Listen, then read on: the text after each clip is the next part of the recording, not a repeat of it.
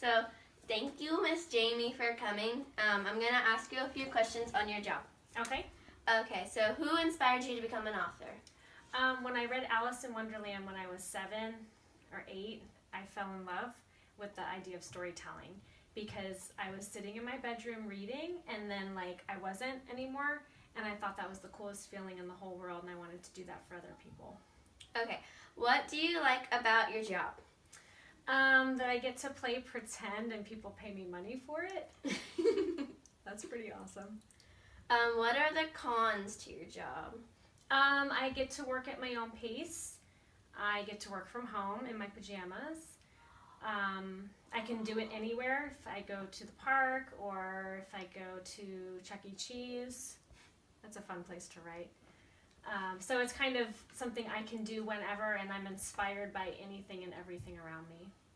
When or how old were you when you wrote your first book? My first book, I think I just gave you the pros. Did you ask me the cons? Yes. You did. Okay, let me backtrack. The cons. The things that are difficult are when you don't feel like writing, but you have to write your word count for the day. That's always hard, so I have to just sit down and just start writing even if I don't want to.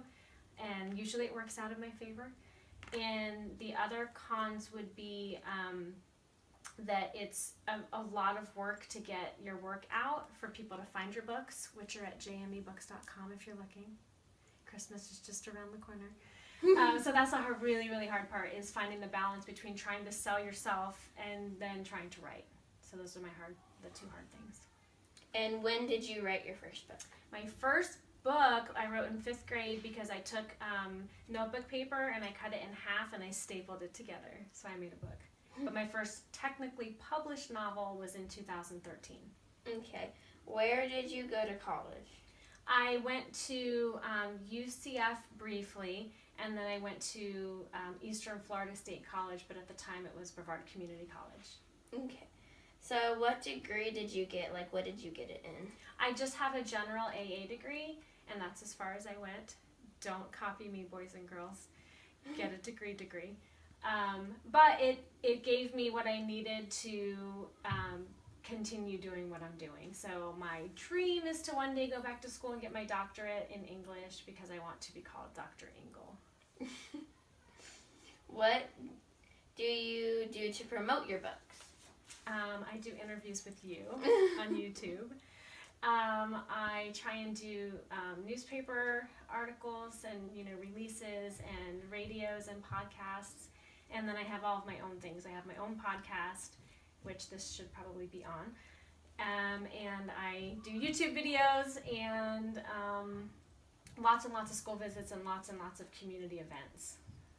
What do you hope to improve on in the future?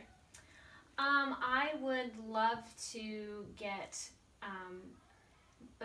better at writing series. I'm working on my first series right now, and it's a little intimidating to write book 2 of something that you created.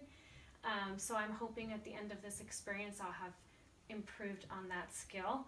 And I think I would also like to find more time to do like free stuff, like free workshops and things like that, but I'm not selling enough books to do that yet. Someday. What have you improved on? This year I signed with an agent, and she said I needed to do an outline for my next book, which is the one I'm working on now, and I don't outline, so that was a huge task. She also had me go back through and edit the whole book and change a lot, like add 20,000 words and make it a middle grade to a YA and make it Goosebumps scary to Stephen King scary. So I basically had to rewrite the whole book in a way, and it took me about a week and a half to actually start because I was very intimidated, but it was amazing, and the book is so much better now. What is a key to writing a good book? Taking your imagination and making sure that you don't recap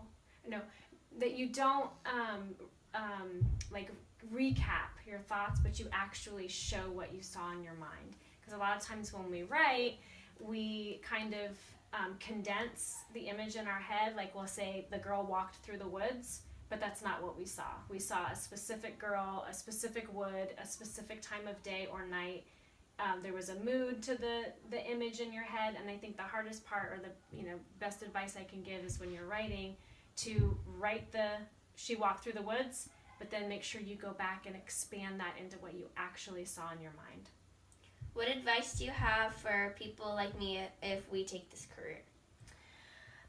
Get a degree in social media marketing as you write, because even if you bomb as a writer, you'll always use that career, which you won't, but it's something that you're always storytelling. Social media is storytelling. Commercials are storytelling. So if you can craft that part of your career, then that's really the hardest part, because there's really no difference between you and me as a writer. I've just been doing it longer. So just about anybody in a way can write a book if they decide that's what they want to do, if they commit to it. That's the hard part, is A to Z. But getting through the whole book and then getting people to find it is the hardest part. So get a degree in social media and marketing, not in English. Not English teachers out there, I love you, but I'm sorry. But just write the story that's inside of you and then figure out the best way to share it. What are the biggest obstacles you had to overcome to succeed in this career? My own self-doubt. It's very, very discouraging when you feel like you're doing what you're supposed to do and you have a good story and it looks good and nobody wants to buy it and nobody hears about it and you're spending money to share it. So overcoming myself and realizing that I can do this and I'm going to do this no matter what, because it makes me happy, was something I had to figure out along the way. What have you done that makes you the most proud? Right now, I think I had the Clifton Chase book turned into a musical because the sheriff of Brevard County wants to help me get it into the community and put it on his website. And I think that hearing the songs and from the girl who helped me write it and listening to that and just imagining what it's going to look like on stage and sharing the anti-bullying message with kids in a musical is it's something really special, and I don't think a lot of people have done something like that. So I'm really excited to help more kids deal with bullying. So about how long do you spend doing your job a week? I wake up at 3 a.m. constantly with marketing ideas or book ideas, but definitely I will spend between 2 and 4 hours a day writing and marketing, and then the rest of my time is with my family and cooking and going to the grocery store and all that fun stuff. What is the best part of getting to be an author and getting to go places? Because some jobs you have to stay in one spot, but for an author you can go everywhere. So how is that fun? I think it's really cool because it expands your visual and expands your experiences, which expands your writing. So if you travel and you see that people don't always look the same as you or act the same as you, or even if you go to a Publix in a different part of the state, there's different people there, and it's just, you don't think about that. You just kind of assume that everybody lives the way you do because that's what you're used to. So traveling is great for that, and then getting to meet fans or make new fans. So I was in St. Augustine a few weekends ago, and now there's 25 new books in St. Augustine and 25 new kids. So that's really awesome, is to be able to meet kids and when I travel and hear them say they love the book and where's book 2, and I say it's right here, and they yell at me, and that's always fun too. Where do you get the most inspiration for your books? Mostly it's from dreams. I really dream a lot of either the first scene or a scene in the story or a character, and I wake up and just jot down whatever image I saw and then hope to get back to it one day. I've got about 7 of those right now sitting, waiting for me to come back to them. How does school and support from teachers, family, and friends help you in your job? Well, that's a good one. These are really good questions, by the way. I'm very impressed. My 5th grade teacher, I had done an extra credit assignment. That's the kind of student I was. I asked for an extra credit assignment. my voyage with Columbus, and I pretended I was his first mate. And she wrote at the top of the paper that I should save this for publication. And it was the first time in my life that I realized that anybody could publish a book. I thought you had to be like born into it or living in Hollywood or something, like there was a writer's code. And when she wrote that, I had no clue that I could actually be an author one day. And I think that inspired me more than anything else to actually pursue it. Do you have any boundaries that you have passed or that you cannot pass in your writing? Yes, I don't know what they are specifically, but yes, I know every book I write, I feel like I learn something and I get a little better at some area, whether it's character or world building or dialogue or pacing.